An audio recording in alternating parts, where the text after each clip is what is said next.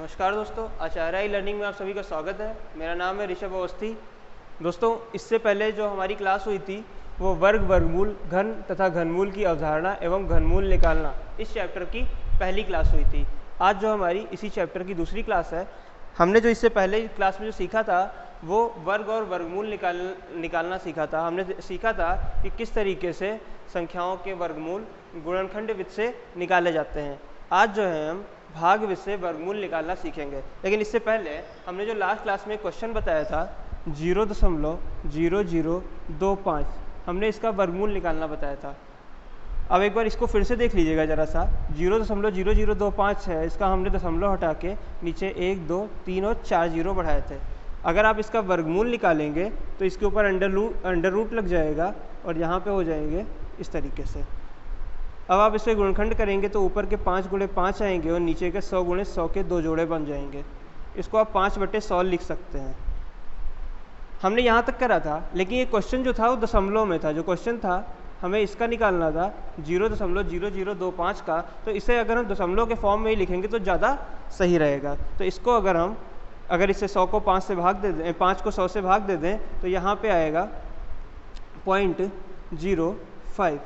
तो ये इसका ज़्यादा एग्जैक्ट आंसर सही रहेगा। अब हम शुरू करते हैं भाग विधि से वर्गमूल निकालना। सबसे पहले हम देखेंगे कि कैसे भाग विधि से वर्गमूल निकालते हैं और इसकी हमें ज़रूरत क्यों पड़ी। देखिए क्या होता है, जब हम गुणनखंड विधि से वर्गमूल निकालते हैं तो कभी कभार हमें छोटी अभाज्य संख्याएं गुणनखंड के रूप में प्राप्त हो जाती हैं। लेकिन जब बहुत बड़ी अभाज्य संख्याएं आ रही होती, जैसे इस क्वेश्चन में देखिएगा, जैसे 841 है। अगर हम इसको पहले हम भाग विधि से करेंगे, फिर हम बताएंगे कैसे गुणनखंड विधि से इसे करा जाएगा। सबसे पहले देखते हैं 841 हमने लिख लिया। इसमें क्या होता है, भाग विधि से वर्गमूल निकालने के लिए सबसे पहले हम दाहिनी तरफ से हम जोड़े बनाना इसमें शुरू करते हैं। दाहिनी तरफ की हमने 2 संख्याएं ले ली, ये एक जोड़ा हो गया। अब बची एक संख्या। अब हम इसको इस तरीके से ऐसे लिख लेंगे। जितनी भी संख्याएं बची, 1 या 2 बचेंगी, तो अब हम इसमें क्या करेंगे, अब ये संख्या किस संख्या के वर्ग से पूरी जो इसके नज़दीकतम जो संख्या का वर्ग बनेगा उसी से इसे भाग देंगे। किस तरीके से समझते हैं, जैसे कि 2 का वर्ग 4 होता है और 3 का वर्ग 9 होता है। अगर हम यहाँ पे 3 लिखें तो ये 3 तियां 9, इसके नीचे 9 जाएगा जो कि इससे बड़ी संख्या है। इसलिए हम जो इससे छोटी संख्या होगी, जैसे कि 2 और 2 का वर्ग होता है 4, उसी से इसे भाग देंगे। अब हम देखेंगे 8 में से 4 जाएगा, बचेगा 4 और बाकी की जो 2 जोड़े की संख्या है इनको वैसे ही उतार देंगे। अब हम क्या करेंगे, इस 2 को इस 2 से जोड़ देंगे, ये आएगा 4। अब हम जो संख्या यहाँ पे लिखेंगे वही यहाँ पे लिखेंगे और उन्हीं दोनों की आपस में गुणा करेंगे। जैसे कि हमें दिख रहा है ये 1 है और इसका हमें वर्गमूल निकालना है। ज़्यादातर पूर्ण वर्ग की संख्याएं ही दी होती हैं। तो यहाँ पे हम क्या करेंगे, अब हमें पता है या तो 1 आएगा, तब यहाँ पे 1 से गुणा करनी पड़ेगी, तब 41 होगा, और यहाँ पे 441 संख्या है। तो अब हमारे दिमाग में आता है कि अगर हम यहाँ पे 9 लिख दें और यहाँ पे 9 लिख दें। देखिए 9 इसलिए लिखा गया है कि अगर हम 9 की गुणा करेंगे तो इकाई का अंक 1 आएगा और यहाँ पे भी इकाई का अंक 1 दिया है। अब गुणा करके देखेंगे क्या आएगा, 9 9 81, 9 चौक 36 और 36 8 44। देखिए पूरा कट गया और जो इसका हमें वर्गमूल मिला वो 29 मिला। ये हमारा क्या होगा, वर्गमूल होगा। अब अगर हम इसे गुणनखंड विधि से करते, जैसे कि 841, अब अगर हम इसे गुणनखंड करने की कोशिश करते तो 2 पे ले जाते, 3 पे ले जाते, 4 पे ले जाते, 5 पे ले जाते, फिर 7 पे ले जाते। ऐसे करते करते कुछ संख्याएं होती हैं 20 के आगे की संख्या, जो अभाज्य संख्याएं होती हैं उनकी हमें टेबल नहीं पता होती है, तो इसको करने में दिक्कत हो सकती है। तो इसीलिए हम लोग जब इस तरीके के वर्गमूल होते हैं उसको भाग विधि से करना पसंद ज़्यादा करते हैं। अगला क्वेश्चन देखेंगे, 7056 लिखा है, इसका हमें वर्गमूल निकालना है। अब देखेंगे इसका वर्गमूल किस तरीके से निकाला जाएगा। 7056, सबसे पहले हम क्या करेंगे, दाहिनी तरफ से जोड़े बनाना शुरू करेंगे। एक जोड़ा बन गया और दूसरा जोड़ा ये बन गया। अब 70 किस वर्ग के नज़दीक है, हमें पता है कि 8 का अगर हम वर्ग निकालें तो होता है 64 और 9 का निकालेंगे तो 81, जो कि 70 से ज़्यादा हो जाएगा। तो हम इसे यहाँ पे 8 पे ले जाएंगे। 8 8 64 और 70 में से 64 गए, बचे 6, 5 6 पूरा वैसे ही उतार दिया। 8 को 8 से जोड़ दिया, ये हो गया 16। अब हम देखेंगे 6 यहाँ पे लास्ट पे लिखा है, तो 6 या तो 6 इकाई का अंक या तो 4 के वर्ग में आता है अथवा 6 के वर्ग में आता है। अगर हम 4 से करके देखें तो 4 की 4 से गुणा करेंगे, 4 चक्कू 16, 4 छंग 24, 4 चक्कू 16, 4 छंग 24, 1 25, 4 एकम 4, 2 6, ये पूरा 656 जो है इससे कट गया, तो इसका जो आंसर आएगा वो 84 आएगा, जो कि हमारा इसका वर्गमूल है। इस तरीके से हमने देखा भागवश से किस तरीके से वर्गमूल निकाला जाता है।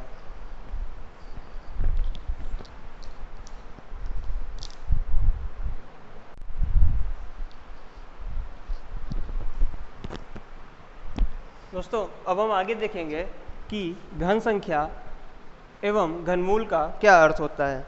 इसे देखेंगे, माना कोई संख्या x है तो इसका जो घन होगा वो x गुणे x बराबर x³ यानी x की x से ही 3 बार गुणा करने पर प्राप्त होगा।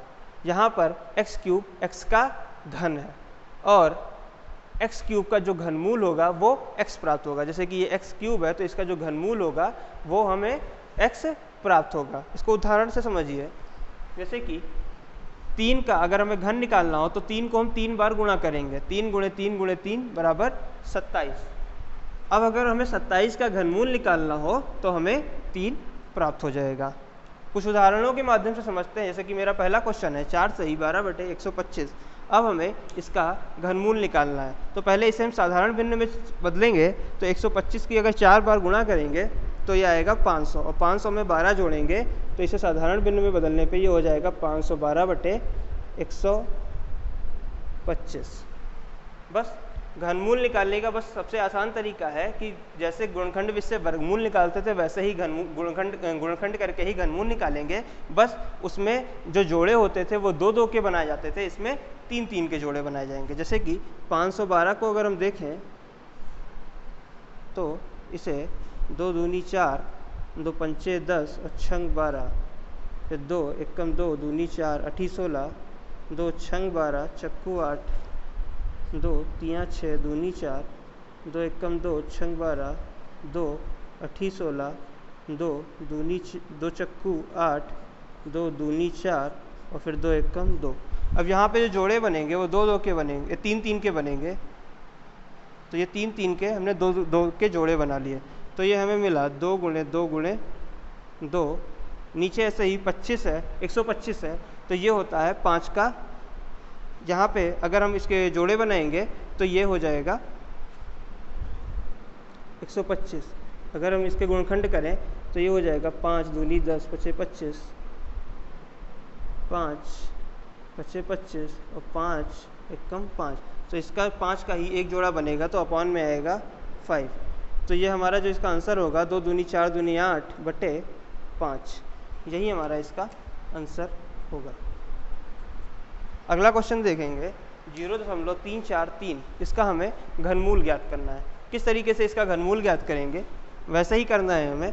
सबसे पहले 0.343 पॉइंट हटाएंगे, नीचे 1 2 और 3 0 बढ़ जाएंगे। अब 3 4 3 के हम लोग गुणनखंड करेंगे, तो 3 4 3 के गुणनखंड हम लोगों को पता है।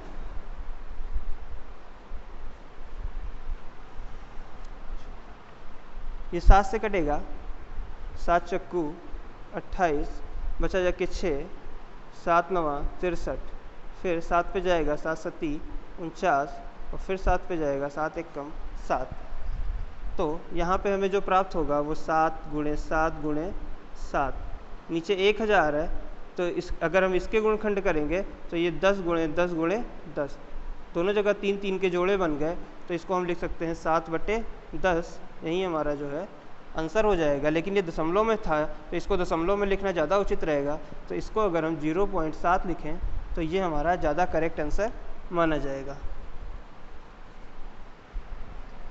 अगर आपको हमारा ये वीडियो अच्छा लगा हो तो प्लीज़ इस वीडियो को लाइक सब्सक्राइब शेयर ज़रूर करें। धन्यवाद।